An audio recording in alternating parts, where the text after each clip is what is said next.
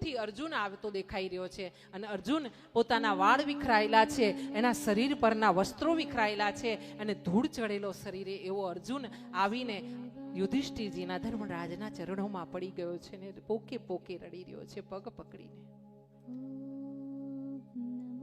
યુધિષ્ઠિરને આંચકો લાગ્યો છે, ધક્કો લાગ્યો છે કે અર્જુનની આવી હાલત, બાણાવળી અર્જુનની હાલત આવી. હા, એને જ્યારે હૃદયમાં ધક્કો લાગ્યો છે, એને બે હાથ પકડીને અર્જુનને ઊભો કરવા કર્યો છે, પણ અર્જુન પોકે પોકે રડી રહ્યો છે, બોલતો નથી, એની આંખોથી અશ્રુની ધારા વહી રહી છે.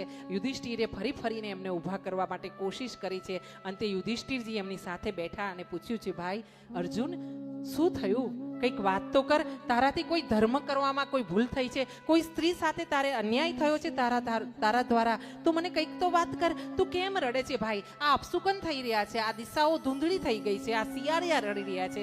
શું થયું છે ભાઈ? મારું મન મૂંઝાઈ રહ્યું છે, મારો આત્મા રડી રહ્યો છે. તું મને બતાવ ભાઈ, શું થયું છે? અને એવા સમયે અર્જુને રડતા રડતા પોતાના